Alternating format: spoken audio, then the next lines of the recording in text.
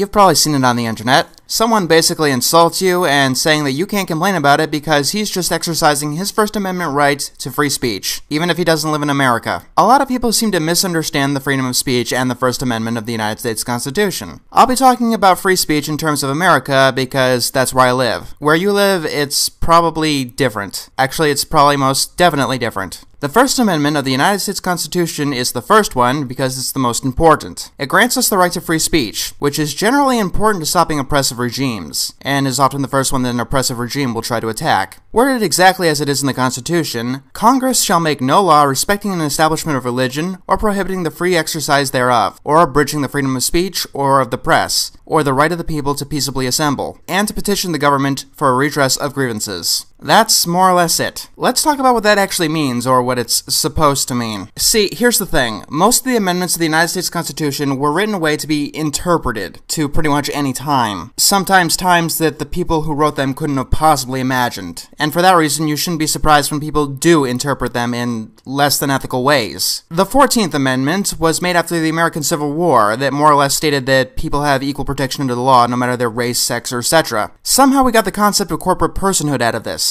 In the United States, a corporation like Google has the exact same rights as any person. Actually, in some ways they have more rights, but that's a story for another day. This can be a problem when, I don't know, a corporation can plead the fifth, but sometimes they have the potential to be interpreted for the positive. Like, despite not being written to the Constitution, people often claim their right to privacy on the 9th Amendment. The 9th Amendment states, the enumeration in the Constitution of certain rights shall not be construed to deny or disparage others retained by the people. This means that people don't only have rights laid out in the other amendments. It's complicated. And you'd never believe some of the things protected by these amendments. For example, corporate lobbying, aka bribery in all but word, is protected under the First Amendment because the people can petition the government for a redress of grievances, and because corporations are legally people, they get that right in the United States. Some things, however, are not protected by the First Amendment. Let's start with the most misunderstood part of the amendment. Congress shall make no law. In the United States, your right to free speech is only defended from the law. For example, internet moderation or the business where you work telling you what you can or cannot say does not violate your right to free speech. It is censorship technically, yes, but not legally, and it is not a violation of your free speech. If you got blocked on an internet forum for saying something that got someone mad, that does not prevent you from going somewhere else and saying the exact same thing. If you get kicked out of every single website because of what you say, well then that's your problem. The right to free speech is not the right to an audience. Just because you can say whatever you want does not make anyone else obligated to listen to what you have to say. Also on that note, being criticized does not violate or even challenge your right to free speech. You're also not free from the consequences of what you say. No one is obligated to listen to you or like what you have to say, and they are allowed to exercise their opinion on the matter. There are limits on free speech, though. Despite the vague wording of each of the amendments in the Constitution, they're not as encompassing as they sound. For example, the Second Amendment gives me the right to bear arms. If we follow that law to the letter, then I should be able to buy a bazooka on impulse and walk into a crowded mall. I'm obviously not able to do that in any of the 50 states. For example, even under the freedom of speech, you can't say that your sugar pills will cure someone's diabetes. I mean, think about copyright law. According to the law, I should be able to use anyone's intellectual property however I want. So let's talk about lying. Slander and libel. Are they protected under free speech? Slander and libel? No. But lying in general? Depending on the context, it's yes, no, or maybe. In a case of slander or libel, the burden of proof is on the plaintiff. To get someone arrested for slander or libel, there is a malice standard. You have to prove that the publisher of the statement in question knew that the statement was false or acted in reckless disregard of its truth or falsity. Because people can't read minds, this is quite difficult to do. Although with the advent of the internet and forums and the degradation of privacy, it does get easier and easier. Why is the law written this way? It was decided in the civil rights movement. No one wanted to really do any reporting because they might have been held responsible for libel. The court noted that true statements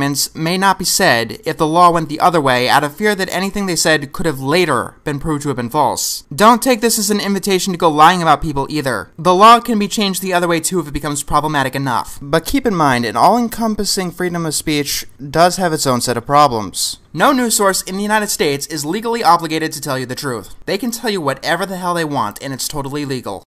I knew there was a conspiracy among the weather people. The freedom of speech versus the freedom to privacy. You may have already noticed that there's a conflict here. Due to an interpretation of the 9th Amendment, based on the 4th Amendment, the citizens of the United States have the right to privacy from the government. Facebook can do whatever they want with your information if you sign the terms of use. So we do have sort of the right of privacy, even though that's constantly being invaded. And we also have the right to free speech. So, is it protected under free speech to post someone else's personal private information?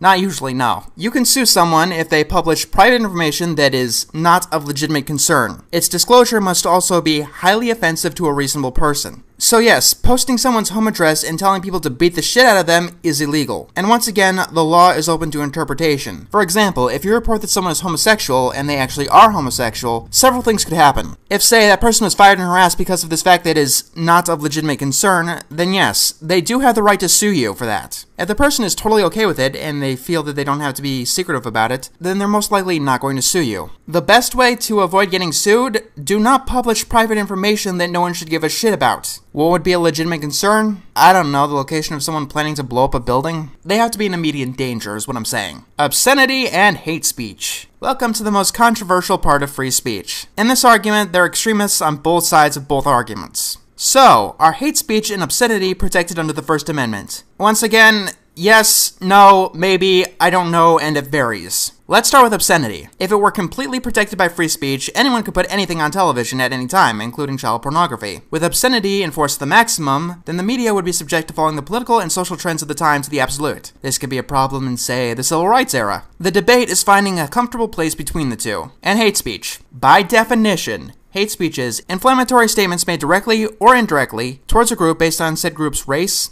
skin color, religion, beliefs, background, mental health, physical ability, social class, sexual orientation, gender, and so on, that may incite violence or encourage discrimination. So like before, there's a huge spectrum. Hate speech can be as simple as using an epitaph to describe someone's race in a negative way. It can be as advanced as picketing the funerals of homosexuals. On one side of the fence, people use claims of hate speech to stifle free speech. On the other side of the fence, people claim free speech to discriminate towards people. This is balanced with the fact that people do not have the right not to be offended. Just because someone is offensive, you do not have the right under the law to make it go away, even unpopular ideas. On the other hand, if you posted something offensive, you do not have the right not to be criticized. Can people be arrested for hate speech? In the United States, well, they can be arrested for a hate crime, and if you constantly post hate speech, any crime that you may commit may be construed to being a hate crime, even if there was no hate crime intentions, so... Protecting the freedom of speech. I think it's safe to say that a lot of the higher-ups don't really like free speech. Whether it's a business that can't take criticism, or a politician that wants to be a dictator. And yes, constitutional rights can be restricted in some way, shape, or form. What I'm saying is don't give these people the ammo that they need. You don't protect your Second Amendment rights by walking around public buildings with loaded guns. You harm the freedom of speech by, number 1, claiming censorship when there is none. The First Amendment only protects you from government censorship, and when people go around saying otherwise, it makes it harder to detect when some sneaky people actually try to violate the First Amendment.